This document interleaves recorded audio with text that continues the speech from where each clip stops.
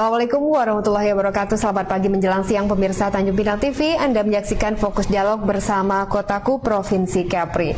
Baik pemirsa, siaran ini ditayangkan secara langsung dari Studio 2 Komplek Bintan Center Kilometer 9 Tanjung Pinang. Baik pemirsa, adapun topik bahasan Fokus Dialog pada kali ini adalah dukungan pemerintah daerah terhadap pelaksanaan program Kotaku. Nah pemirsa, untuk membicarakan terkait dengan tema tersebut telah hadir di studio para narasumber kami, yaitu Bapak Istiadi Nugroho ST selaku pejabat pembuat komitmen atau PPK Pengembang Kawasan Permukiman BPPW Kepri. Kita sapa terlebih dahulu. Assalamualaikum, selamat pagi menjelang siang Pak Istiadi, apa kabarnya? Baik, selamat pagi Mas Sarah. Assalamualaikum pemirsa semuanya. Baik, terima kasih. Dan pemirsa juga telah hadir di studio saat ini narasumber kedua kita, yaitu Bapak Surjadi selaku Kepala Badan Perencanaan Pembangunan, Penelitian dan Pengembangan atau Bapak Litbang Kota Tanjung Pinang. Kita sapa terlebih dahulu. Assalamualaikum Pak Surjadi. Waalaikumsalam. Sehat ya Pak?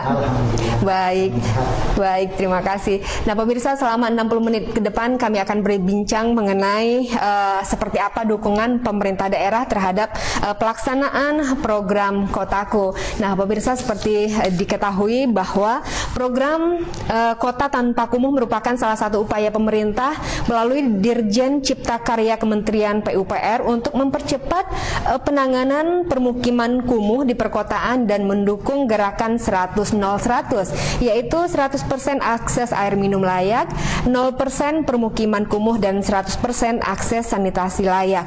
Nah, pemirsa, program Kotaku dalam pelaksanaannya berkolaborasi dengan pemerintah daerah, kabupaten, dan kota, serta masyarakat dan stakeholder terkait.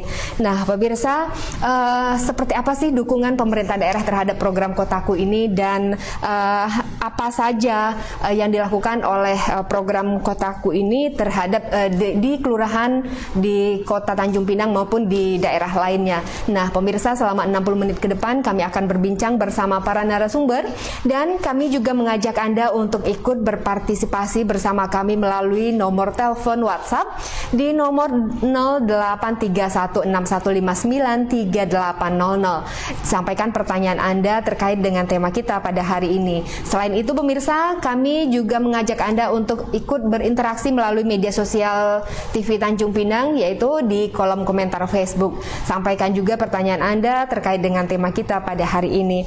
Nah, baik pemirsa, mungkin untuk mengenal lebih jauh seperti apa sih program Kotaku ini, apa saja yang dilakukan, mungkin saya akan ke Pak Istiadi terlebih dahulu. Pak, mungkin boleh cerita sedikit sih Pak, program Kotaku ini yang dimaksud dengan 100% akses air minum layak, kemudian 0% pemukiman kumuh, dan 100% akses sanitasi layak. Mungkin boleh dijelasin sedikit nggak sih Pak? Baik, terima kasih Mbak Sarah. Jadi untuk kegiatan Kotaku itu sebenarnya sesuai dengan arahan dari pemerintah, gitu ya. Jadi Direktorat Jenderal Cipta Karya ini memiliki program 100-0-100, pemenuhan terhadap 100% air, kemudian 100% sanitasi, dan 0 kumuh. Nah, program Kotaku itu pendekatannya adalah bagaimanakah kita mengentaskan kekumuhan menjadi 0% itu melalui program-program, baik program-program pemberdayaan di skala lingkungan maupun juga pemberdayaan atau misalnya kegiatan-kegiatan di skala kawasan yang sifatnya mungkin lebih besar. Jadi memang dalam pelaksanaannya kegiatan Kotaku ini memang untuk kegiatan dalam penanganan kekumuhan, untuk bisa membuat permukiman itu menjadi tidak kumuh atau 0%, begitu Mbak Sarah. Kemudian untuk 100% akses sanitasi layak ini artinya masyarakat mendapatkan air minum yang bersih, begitu ya Pak ya? Iya. Atau jadi, seperti apa Pak? Jadi kalau sanitasi ini terkait dengan limbah ya. Jadi ada kaitan dengan bebas untuk buang BAB itu ya, bebas BAB. Kemudian juga persampahannya, dan juga termasuk juga drainasenya. Jadi dalam permukiman kita upayakan agar semuanya itu bisa tertangani. Jadi 100% masyarakat di Indonesia itu bisa bebas dari hal-hal yang terkait dengan sanitasi tadi. Kemudian juga kalau 100 airnya itu berarti semua masyarakat itu mendapatkan akses air. Jadi pemenuhannya terpenuhi ya. Jadi memang kalau kita melihat di beberapa permukiman, di beberapa kawasan di masyarakat itu masih masih kurang gitu ya. Artinya airnya masih belum tersedia gitu ya. Pada saat kemarau misalnya sumurnya kering. Nah, ini bagaimana kita mengantisipasinya dengan program-program dari pemerintah, dan salah satunya adalah dari program Kotaku. Baik, nah mungkin sedikit penjelasan dari Pak Surjadi terkait dengan program 100 0100. Nah, mungkin saya ke Pak Surjadi terlebih dahulu. Pak Surjadi, bagaimana sih Pak tanggapan Anda mewakili pemerintah Kota Tanjung Pinang dalam hal ini Bapak Libang ya Pak ya, melihat program Kotaku ini? Nah, ini kan juga sudah cukup lama berjalan di provinsi kita Pak. Boleh Pak, silakan Pak. Terima kasih Mbak. Jadi kami bersyukur bahwa Tanjung Pinang ini menjadi lokus kegiatan Kotaku ya.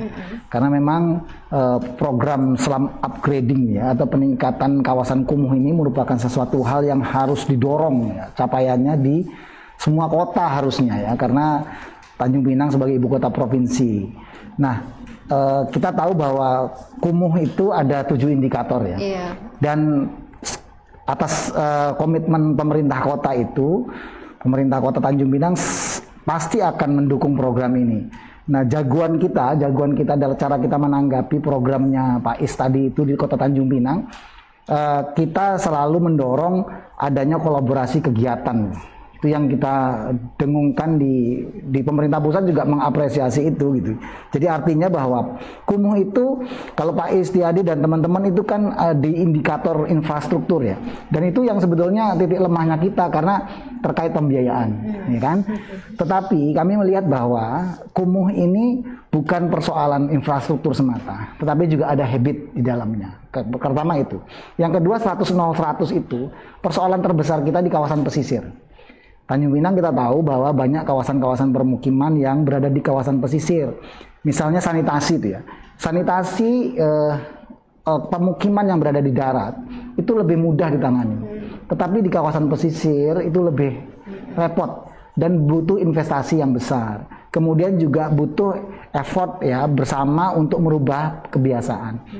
Nah, ini yang kita terus dorong, Mbak Sarah. Di tahun 2014 kita menetapkan lebih kurang 150-an hektar deliniasi kawasan kumuh di beberapa kelurahan. Kemudian di evaluasi di tahun 2019 sudah tinggal sekitar 30-an hektar lagi. Tetapi kami mengevaluasi lagi adanya kawasan-kawasan yang kita klasifikasikan kumuh ya, meskipun Tanjung Pinang itu syukurnya kategori tingkat keparahan kumuhnya tidak tinggi ya, tidak parah ya. Nah, ini yang terus kita dorong karena memang seperti apa kata Pak Is tadi, 100 itu pemenuhan air baku yang layak itu kan juga menjadi persoalan kita, karena sampai sekarang kita baru kisaran lebih kurang hampir 70% saja yang dialiri oleh perpipaannya. Nah, selebihnya masyarakat itu banyak mengandalkan air sumur, kemudian tampung air hujan ya beberapa. Malah yang jadi banyak persoalan justru di kawasan pesisir, termasuk di Pulau Penyengat. Jadi kalau Mbak Sarah di Pulau Penyengat itu kalau sudah 2 minggu nggak hujan saja ya, Pak, itu sudah ada pemandangan antrian gerobak gitu, di waktu subuh. Jadi artinya ini yang sama-sama kita dorong, dan Tanjung Pinang luar biasa perhatiannya dari kementerian, Pak Istiadi dan kawan-kawan semuanya. Banyak sekarang mungkin kawan-kawan bisa lihat, penonton bisa lihat yang di Kampung Bugis, ya Senggarang, Tanjung Unggat, itu kan programnya beliau di Kota Tanpa Kumuh. Nah, kami mensupportnya. Kita mendistribusikan tugas OPD apa berbuat apa gitu kan, bahkan sampai kita dorong ke level CSR dan komunitas supaya Kotaku ini, Kota Tanpa Kumuh ini dia top down-nya ketemu, bottom up-nya ketemu. Jadi ada berbasis masyarakat lah, community based upgrading program ya gitu, slum upgrading program. Saya pikir itu, Mas. Artinya pemerintah kota sangat mendukung ya Pak ya? Oh, sangat-sangat gitu. Kalau bisa sangat 3 kali, saya sangat 3 kali gitu kan. Baik Pak. Kalau untuk selain dari kawasan pesisir tadi mungkin Penyengat begitu ya Pak ya, apakah kawasan lain seperti mungkin Kampung Bugis atau Senggarang atau daerah itu termasuk kawasan? Di deliniasi kawasan kumuh 2014 itu beberapa kelurahan Penyengat malah tidak masuk yang di tahun 2014 ya. Itu Kampung Bugis, Kelurahan Tanjung Pinang Timur, kemudian Senggarang, kemudian beberapa kawasan-kawasan lain, dan sebagian besar memang pesisir ya, seperti di kawasan Sungai Angus itu Jalan Wiratno itu juga menjadi kawasan yang kita delineasi. Dan secara bertahap kita tangani. Sesuai dengan indikator tadi, sebagian besar sudah kita bisa wisuda tanda kutip ya dari kawasan kumuh, meskipun setelah melihat apa yang diluncurkan pemerintah pusat, pemerintah daerah, provinsi. Ini sekarang provinsi juga perhatiannya luar biasa dengan program ini ya, termasuk di Pulau Penyengat ya. Jadi daerah-daerah atau kelurahan-kelurahan yang semula tuh agak keberatan disentuh begitu ya Pak ya, disebut sebagai kawasan kumuh. Sekarang berlomba-lomba nih, kami ini kan kumuh juga gitu. Jadi itu berkah juga. Jadi pandangan masyarakat, tokoh masyarakat atas definisi selam itu atau kumuh itu berubah gitu. Jadi bahwa itu persoalan yang memang harus kita selesaikan. Jadi mudah-mudahan dengan kolaborasi yang kita lakukan, bahkan di tahun Tanjung Unggat itu kita tahu bahwa memang kawasannya sedikit agak rumit ya. Tidak saja semata-mata terkait dengan kawasannya pesisir gitu ya, tapi juga sistem pemilikan lahannya agak sedikit istimewa karena sebagian besar masyarakat itu sewa seumur hidup gitu kan. Jadi memang kami bahu-membahu dengan teman-teman di BPPW, karena BPPW ini yang punya uangnya Mbak Sarah gitu. Kalau Tanjung Pinang membangun infrastruktur puluhan miliar, itu kan sementara kita program banyak ya. Jadi biar kami support terkait dengan hal yang kecil-kecil tapi juga substansi dalam penanganan masalah kumuh. Baik. Nah, baik pemirsa, seperti yang dikatakan oleh Pak Surjadi tadi bahwa pemerintah Kota Tanjung Pinang sangat mensupport terkait dengan program Kotaku dari pusat ini. Saya kembali ke Pak Istiadi. Pak, nah tadi kan untuk di Kota Tanjung Pinang program 100 ini kan sudah hampir terwujud. Nah, bagaimana dengan kabupaten kota lain Pak, misalnya seperti Batam begitu, Karimun dan Lingga? Boleh cerita Pak? Ya, terima kasih Mbak Sarah. Jadi memang kalau tadi Pak Suryadi bicara karena beliau di Tanjung Pinang ya, tapi sebenarnya tadi betul apa yang disampaikan Mbak Sarah bahwa program kita ini menyentuh di hampir semua kabupaten kota. Yang belum tersentuh adalah di Kabupaten Anambas. Jadi tahun 2021 kita melakukan pendampingan di 114 kelurahan pada 6 kabupaten kota. Baik yang itu mendapatkan dana dari pemerintah berupa infrastruktur ataupun pendampingan program ke masyarakat. Karena sebenarnya selain tugas kita membangun infrastruktur, kita juga memberikan edukasi kepada masyarakat. Bagaimanakah sebenarnya menciptakan program yang memang itu dibutuhkan oleh masyarakat.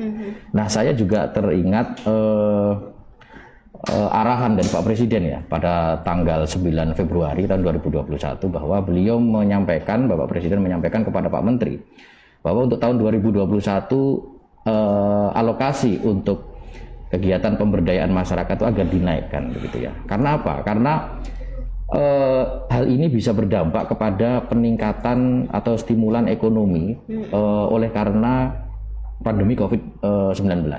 Kita tahu bahwa banyak sekali masyarakat yang kehilangan pekerjaan. Nah, ini kita mencoba untuk melakukan program pemberdayaan itu.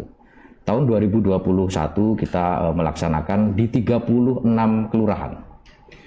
Di Kota Batam, kemudian di Kabupaten Karimun, di Kota Tanjung Pinang gitu ya. Itu kegiatan-kegiatan yang kita dorong untuk bisa meningkatkan.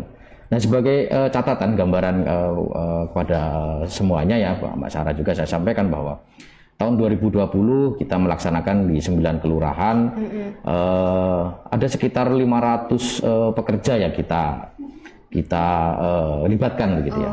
Pekerja bangunan itu maksudnya ya Pak ya? Iya, pekerja bangunan. Jadi memang pemberdayaan masyarakat itu yang bekerja adalah masyarakat. Masyarakatnya gitu ya. Sendiri. Nah, tahun 2021 itu ada sekitar 1.900 pekerja yang meningkat terlibat. Ya Pak ya dari 500 tadi ya Pak ya? Sangat meningkat signifikan. Karena pada tahun 2020 ada 9 lokasi, lalu tahun 2021 itu ada 36 lokasi.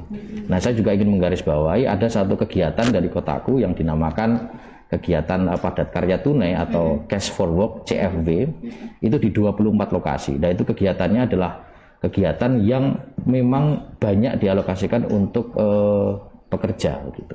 Jadi luar biasa sehingga kami juga berharap itu ya masyarakat sudah mulai aware ya dengan kondisi permukimannya yang tadi disampaikan oleh Pak Suryadi bahwa bukan urusan infrastruktur saja. Tapi sebenarnya ini adalah habit juga yang harus diinginkan. Artinya keberadaan masyarakat itu menjadi sangat penting. Gitu. Oke. Baik Pak Istiadi, mungkin kita sambung di segmen kedua tadi. Jadi intinya ini merupakan selain pendampingan itu merupakan bentuk perwujudan dari kegiatan Kotaku, kemudian juga meng-hire begitu Pak ya para masyarakat untuk bekerja di kegiatan-kegiatan yang dilakukan oleh Kotaku tersebut gitu ya Pak ya. Oke, baik pemirsa, kami masih akan melanjutkan perbincangan di segmen kedua nanti. Kembali kami ingatkan Anda bahwa Anda juga bisa ikut berpartisipasi bersama kami melalui telepon WhatsApp di nomor 083161593800. Kami kembali sesaat lagi.